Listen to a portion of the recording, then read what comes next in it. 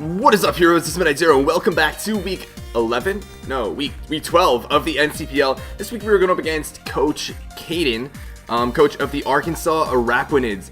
And before I say anything else, I just want to say this week has been really rushed. He was really great about letting me know in advance that he needed a battle incredibly early this week. That said, I still don't typically team build for the team after my, most immediate opponent until after I face that opponent. So the time between my previous battle and this battle is going to be a whopping, day and a half, roughly. So I've had a lot of rushed team building. That said, I still put a lot of time and thought into it, and that's why you're not seeing a wonderful video. Ironically, it's for one of the opponents that I would argue deserves it, or more so at least amongst these upcoming weeks. But regardless, I'll hop into his team. Caden is a good battler.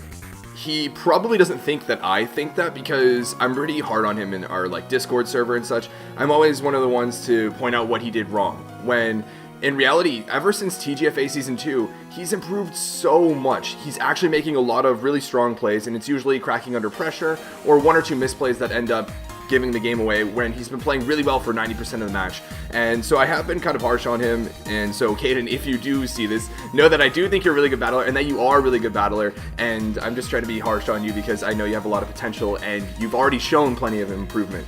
And for that reason, he's a really scary opponent because I know he can play really well, and he's got a great team. Just looking at his team, it's really well balanced, and it's got a lot of type diversity. It's got a lot of mix between offense and defense, and yeah, let's hop into it. The first Pokemon is Celesteela. Now, Celesteela, this thing was such a pain to team build for. Celesteela is so versatile, so diverse. It can be such a great offensive threat. It can be such a bulky defensive wall, especially defensive. It can autotomize. Its move pool: Fire Blast, Earthquake, Heavy Slam, Flash Cannon, Giga Drain, Seed Bomb, Leech Seed. It's got a lot going for it. So it's definitely a really difficult mon to prep for, and it can very easily sweep teams. So definitely scary. And then followed up by Mega Lopunny. Mega Lopunny hits so hard with access to Stab Return and High Jump Kick that even hits Ghost types, and with a blazing speed of base 135, it outspeeds almost everything. It's got a really strong Fake Out as well to get that extra chip damage before potentially going for a Return or High Jump Kick. Also gets access to Drain Punch and Ice Punch. Those are the main, Oh, it also gets access to Quick Attack if necessary, but yeah, you can always go for Fake Out into Quick Attack, but that's kind of all it typically runs. That said, it's really good at what it does. It doesn't need a lot more to be effective, so definitely a threat. And then next up is Heatran, one of the first Pokemon I ever used in a Counter League format. I loved using Heatran. It's so bulky, it can oftentimes take the quad super effective moves if it's Hidden Power Ground from random things, and it can get up rocks. It can run Scarf, offensive specs, trapping with Magma Storm, Lava Plume, bulky. It can run Power of Solar Beam, Earth Power, Flash Cannon, Toxic. It's also got Taunt. It's got a great move pool. It's got some great stats and really cool offensive typing. So definitely a good mon, and one that I'm going to have to be wary of. Next up is Sylveon, another Pokemon that I have a lot of experience with. I really like Sylveon a lot. It's a little too slow for my liking, but it hits really hard with Hyper Voice, Pixelate boosted Hyper Voices, and it's also pretty bulky, also acting as a Cleric for the team, Heal Bell, Wish Protect, and it can also run a solid Specs set. So, and Calm Mind as well. Calm Mind also hits really hard and can also be pretty bulky in and of itself. So Sylveon, definitely a threat to be reckoned. And next up is Goodra. Goodra is a mon that I always hate going up against. It seems like it's so difficult to take down.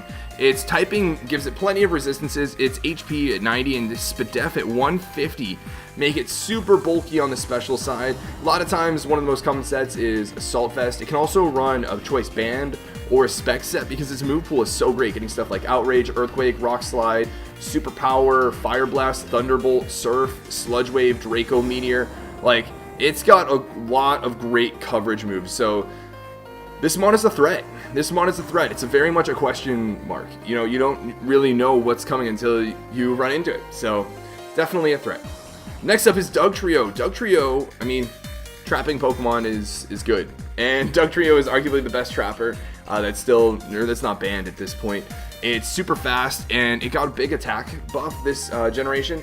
So it can actually be more effective with stuff like a Choice Band or a Choice Scarf set, going for more powerful Earthquakes. It can go for Reversal, it can go for Memento to help set up with another member of the team. It has Sucker Punch, it can run Aerial Ace if necessary. It can get off a Clutch Toxic if necessary. So yeah, Dugtrio is scary. Admittedly, my team doesn't get trapped too much, so I'm not too worried about it myself. But Dugtrio is a good mon, and Caden's actually been using it really well this season, so yeah. Moving on to the next tiers, we've got Golisopod. Now, Golisopod is a Pokemon that I actually really wanted to use. It's really bulky on the physical side. Sadly, it doesn't get access to physical recovery, or reliable recovery. And emergency exit can be a bit of a pain, but it can get up spikes. It can go for really strong Aqua Jets, really strong liquidations, leech life, first impression, and is generally pretty bulky and still manages to hit super hard. So I really like the Golisopod in concept, and I feel like it can be used really effectively, though he hasn't really been using it much. Next up is Spiritomb. Spiritomb is one of those mons that can kind of chip away, has a really niche function on a lot of teams. A lot of times it's a great pursuit trapper. It can run, Rest Talk with Calm Mind and Dark Pulse. It can Will-O-Wisp things. It doesn't have any weaknesses, just like Sableye, and it really takes advantage of that. It's not super bulky, but it's got some decent bulk. It can Will-O-Wisp things. It can Calm Mind and set up, and yeah, it's a little bit scary, but nothing too crazy. And then next up is Sneasel. Sneasel, really fast threat. It doesn't have the best attack stat, but that's why, when it's got base 115 speed, you can afford to run something like Choice Banded or Life Orb, and it can go for Knockoff and go for Ice Shard. It's Weavile, but not as great. Just to be frank, it's just not as great of a Weavile. So yeah, all the threats that come along with Weavile, like when we went up against JP, same come with Sneasel. Alright, so next up is Vikavolt. Vikavolt is a Pokemon that I slept on. I did not appreciate Vikavolt for its special attacking prowess until I saw A-Drive use it in the NPA, and it can hit really hard. It's got decent coverage moves too, with Flash Cannon, with Air Slash, and of course Hidden Power, but Thunderbolt, Bug Buzz, Agility, and maybe smack a Life Orb on it, and you're hitting things super hard, and that's all you really need to do with Vikavolt. So definitely a scary mon that I'm afraid of. And yeah, so then next up is Alolan Exeggutor. Alolan Exeggutor, honestly not too scary. It can be pretty bulky. It can also hit decently hard with a mixed attacking set. It's a good Trick Room user. He hasn't really used it too much, so I don't really anticipate it, but it's a threat. It's a threat if used well. Next up is Muck. Muck I'm not too worried about. Poison typing, just straight up poison typing, is not too great in my opinion. So, I don't know, especially with all my steel types running around, I don't know how I feel about it. That said, I do think Muck gets Fire Blast, so I do need to watch out for that in particular. But yeah, it's really bulky. It can run a really effective Curse set, but that's kind of it. And then lastly, we have Alolan Raichu and Pyukumuku. Alolan Raichu, he actually likes bringing Alolan Raichu a decent amount in my opinion. He can run like a, just a special attacking set. It's not like it has like an incredible special attacking stat, but it has decent speed. It has a decent speed tier and access to some stabs and Thunderbolt, Psychic. It also has, but it has decent coverage moves and stuff like Grass Knot and like Focus Blast, that sort of thing. So it can be pretty effective. And then lastly, Pyukumuku.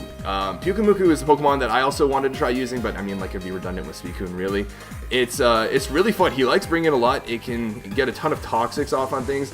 Recover Stall, Baton Pass, Curse Pass. It's 100% obliterated by Taunt, but it can be used effectively. I mean, innards out, it's going to get some damage off on something. Counter. I think it gets Mirror Coat, too. So it's definitely just scary to deal with. Like, regardless of how you're attacking it, that there's the potential that you can just do double whatever you did to it back. So definitely a Pokemon to prep for. So that's his team for this week. And with that being said, my first mon, I was just really just scared. I thought I had to like try and counter everything, and he's got such a diverse team, but I don't know. It's really difficult to come up with something that doesn't have a counter of itself or counter of its own on his team. One of the main things that I don't see on his team is hazard removal. That's the main thing I noticed right away. He doesn't have hazard removal. He has potentially Mirror Coat or Magic Coat on Sylveon, and that's it. He doesn't have Defog on anything else or Rapid Spin on anything else. So the first Mon I decided to bring was Garbodor. You can take a look at this Garbodor, and it's just pretty straightforward. It's Gunk Shot, Drain Punch, T-Spikes, and Spikes. Nothing too crazy. Max HP, max defense. The rationale behind this is I'm going to hazard stack him. He doesn't have any hazard removal. Well, we're getting Toxic Spikes up. We're getting Spikes up. I want things wearing away due to Poison. He doesn't have a lot of Mons with Recovery, right? All of his Mons, have to rely on Leech Seed or Leftovers or something like that. And a lot of them don't have Recovery just at all. So if something gets poisoned, if something's taking hazard damage over and over, it's going to get worn away at pretty quickly. And if he doesn't bring Sylveon, he doesn't have a Cleric that can heal it off. So definitely something I want to try and take advantage of. Also, the Rocky Helmet Aftermath defensive set is great for Mega Lopunny and potential Heavy Slams from Celesteela, doing damage with that Rocky Helmet, building up chip over time, especially in conjunction with potential hazard damage and poison damage. Drain Punch is there specifically for Celesteela so that I'm not completely walled by it, and for Mega Lopunny and Heatran, while Gunk Shot is also helpful for Sylveon. It hits just about everything really hard. Drain Punch to it KOs Dugtrio while we live a hit from Dugtrio, which is really nice. So after potential hazards, after potential poisons, we have a chance to knock it out with Gunk Shot, and if it's switched in a couple times, we have a chance to KO it with Drain Punch. And yeah, Gunk Shot hits just about everything pretty hard, which is pretty nice, even if he wants to try and switch, a Alolan Raichu in or something like that. So yeah, definitely going to want to use this Garbodor to get some chip damage off on things and to get up these hazards, because hazards are going to be really important. Alright, so moving on to the next Pokemon, we have Thundurus T. I really want to use Thundurus T this week because its coverage is so good. It's got an incredible coverage move pool, and it definitely can make use of it. The first thing is obviously Thunderbolt. Thunderbolt is going to hit so many things really hard, and this is one of my only ways of actually hitting Celesteela hard. Like, look at my team. Look at my team right now. I don't have anything that really hits Celesteela hard. I have one Electric type, and I don't have any Fire type. So hitting Celesteela super effectively is going to be really difficult. So Thundurus T is one of my main ways of doing so I need to play accordingly. I need to preserve Thundurus T as long as Celesteela is around and, healthy. And so Thunderbolt's there. Sludge Wave is there because it hits a lot of things neutrally. When you look at his team, it hits Goodra neutrally, it hits Sylveon super effectively, which is, one of the potential counters I anticipate for my Thundurus T, or a Sponge potentially for it. Whereas, T-Bolt 2-hit KOs Heatran. Sludge Wave is also really helpful against Alolan Exeggutor, which I potentially see as a good switch-in for Thundurus T. And yeah, it hits a lot of things neutrally. And when it doesn't hit neutrally, Thunderbolt hits hard. So that's the main strat there. And then lastly, we have Psychic because, again, it'll hit Mega Lopunny hardest. So if we do manage to Agility up, we can straight up Oko that potentially, and we hit Muck hard. And we can also hit Dugtrio neutrally. So yeah, that's the rationale there. I consider stuff like Flash Cannon, I considered Superpower, I considered Focus Blast, but I don't want to risk that miss. And I also consider Nasty Plot Agility set, but I really wanted the coverage move, especially given how diverse the typing is on his team, and I wanted multiple Mons that could attack multiple things. Otherwise, we might end up with something like the very first match of this season, where I had all of my offense on one Pokemon shoulder, and one Pokemon shoulders, and then as soon as that Mon dropped, all of my offensive presence for defeating certain Mons was just gone. So I wanted a bit more diversity. I wanted to lay out that, or spread out that responsibility a bit. And so that's why you see this. The speed you see here is just so that at +2 I outspeed Scarf Dugtrio in case he's running Stone Edge, and outside of that I outspeed everything base 80 and lower.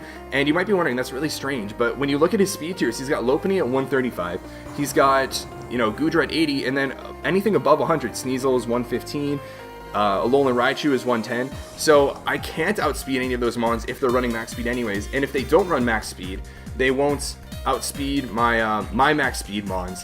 So I feel like he is going to run max speed on them, so I figured, why not? I'm just going to run Modest, get as much damage off as I can, especially given that I don't anticipate him running Modest for any reason either. So yeah, that's the rationale there. And then the rest goes in HP and defense, because I anticipate a lot of priority He's got potential fake outs, he's got potential sucker punches, he's got Aqua Jets in First Impression, Sucker Punch from Spiritomb, Ice Shard from Sneasel, Shadow Sneak from Muck. He's got a lot of potential priority on his team. Obviously he can't bring it all, but who knows.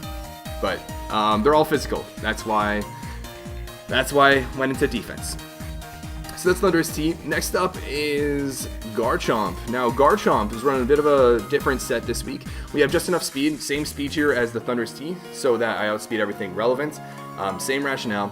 The move set, though, Earthquake, Dragon Claw, Stone Edge, and SD.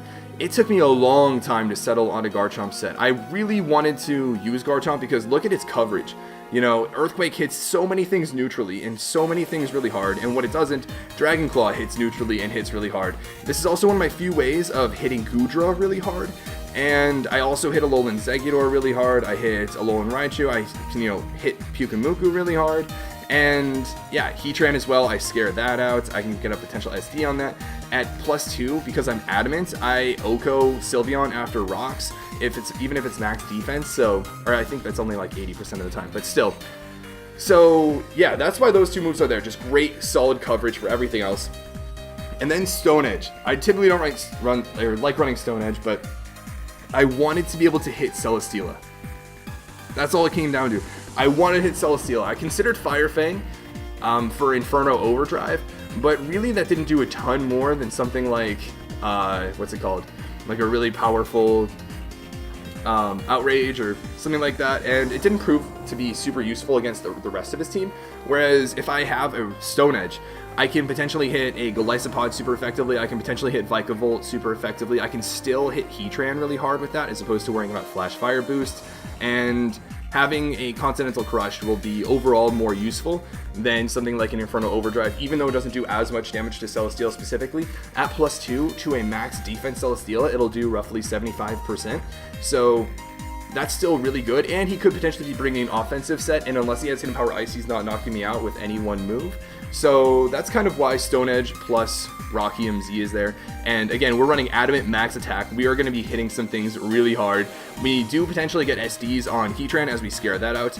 Mega Lopunny, it's probably going to be running HP Ice, but I could also get some chip damage with Rough Skin on that if Garbodor is gone.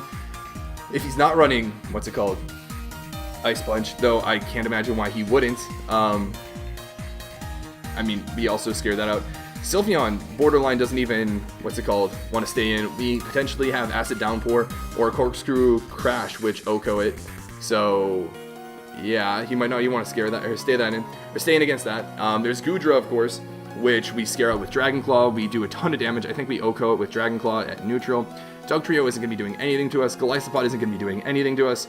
Vikavolt, depends on what its coverage move is. Muck and Alolan Exeggutor might not be doing anything to us, and we scare it out. And Pyukumuku isn't going to be doing much to us, so we potentially scare that out. So those are my opportunities to get SDs, and as long as Mega Lopunny is around, it'll probably be like SD as he goes into some wall or something like that, and then we knock it out, and then he goes in Mega Lopunny, and then we switch out, etc. So it's not like I'm planning on really getting a sweep until something like Sneasel and Mega Lopunny are both gone, but it's possible. It's possible. Alright, and then, the rest went into HP and defense, just so that, bulky as possible. This is a, Stealth Rock number, and I fully anticipate potential Fake Outs and potential Ice Shards, so if it's going to be a priority move, it's going to be a physical one, so that's why that's there. Alright, moving on to the next Pokemon, we have Mega Scizor. We got a Bullet Punch U-Turn Superpower Roost set this week. We're running max physical defense. Honestly, at this point, I was kind of getting tired of team building and was just like, I need more physical defense. I need something that can take high jump kicks from an adamant Mega Lopunny, and I need something that can take any physical hit from Celesteela. I need something that can even take, that can switch in on Sylveon. I need something that can take on a physical Goodra. I need something that can take on Dugtrio. I need something that can take Golisopod hits. I need something that can take on Sneasel. I need something that can take on Alolan Exeggutor. I need something that can take on Muck. Like, all of these mons can't break through my Scizor because it's so defensive and Roost. And this is my premier switch in for those. Mega Scizor from an offensive standpoint isn't that important this week. Bullet Punch isn't going to be doing too much to anything that's not, to any of his most threatening mods. BP does 30 or so, I think, to Mega Lopunny. It 2-hit KOs Sylveon after rocks, which is pretty nice. and it can do some damage to Gudra, of course. So like BP can do damage, and U-turn will be helpful against stuff like Alolan Exeggutor, stuff like Spiritomb, and pretty much everything in general. But this Scizor is mainly here for support. It's mainly here to tank hits, to get off little bits of chip damage, to roost up, and to get out of there, to get me momentum with stuff like U-turn, so that my bigger, harder hitting mons like Thundurus T and Garchomp can get in. And if not, if something else comes in, I can get in my walls to take on the designated Pokemon. And I force more switches with this. I get momentum, I U-turn into something that forces out a switch, and because I'm hazard stacking, those switches are going to play such a huge role in this match. So that's kind of the mentality here. Why am I running Superpower as opposed to SD?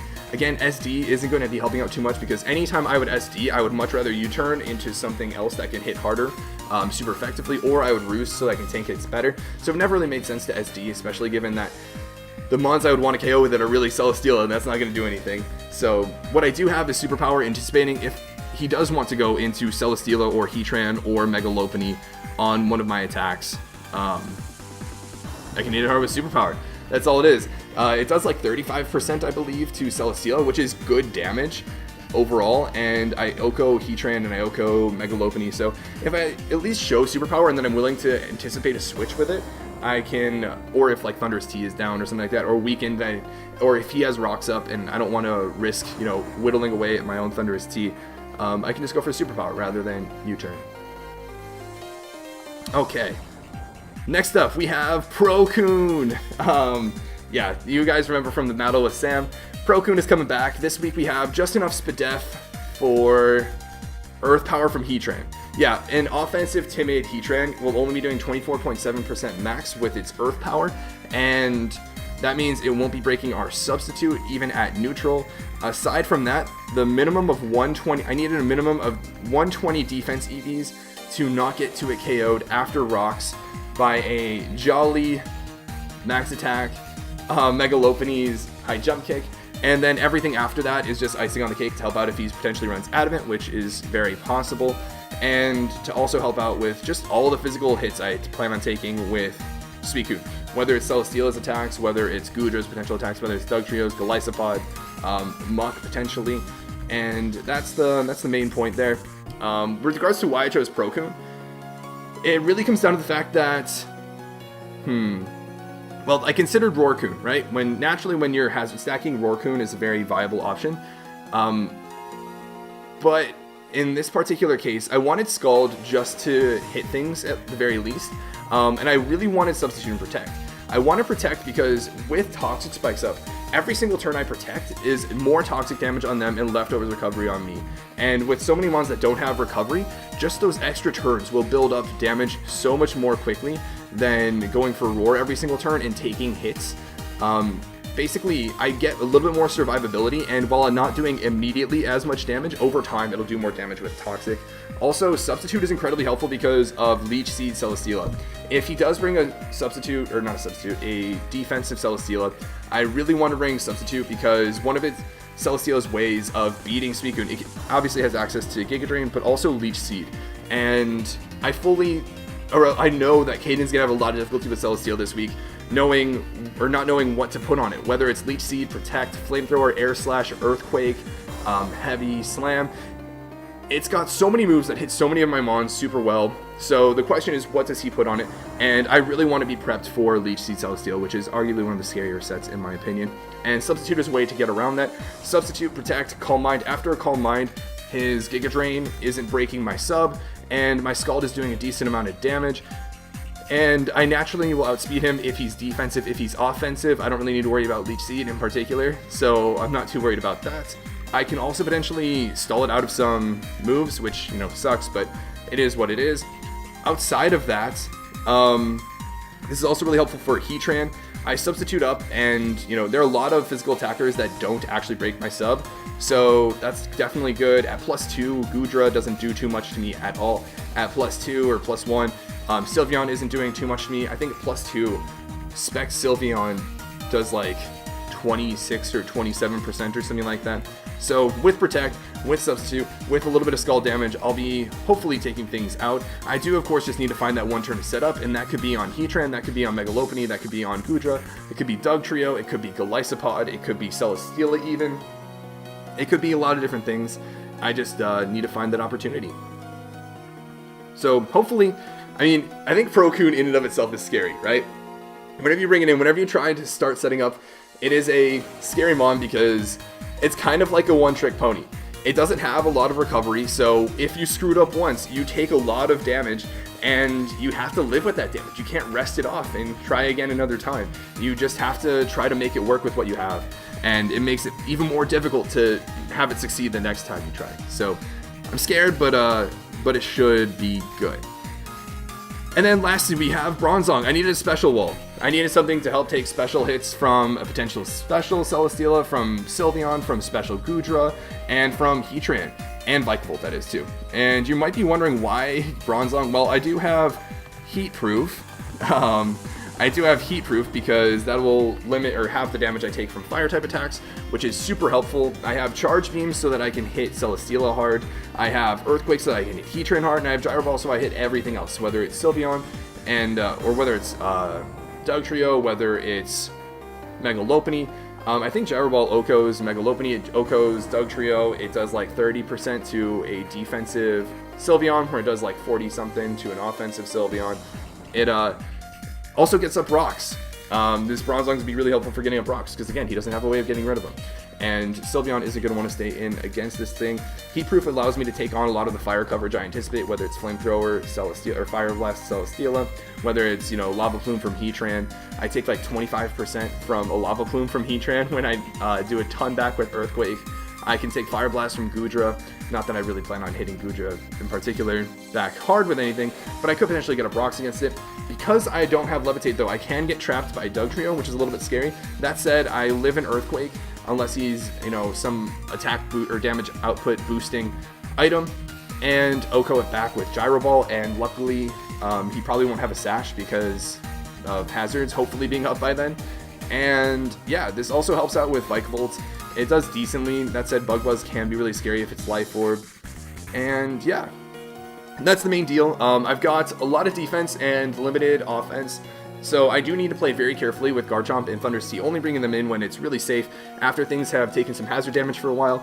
And you're going to see me probably trying to get chip damage with Garbodor a lot, switching into my Scizor on physical moves, Bronzong on special moves, when I find the right opportunity, setting up with Procoon, and then if I get the chance, if I can U-turn into it effectively, if something dies and it gives me momentum, I'll go into Thunder Sea, get off a really hard Thunderbolt, go into Garchomp, get off a really strong Dragon Claw or something like that, and really trying to chip away at this Celesteela. That is going to be one of the toughest parts of this match.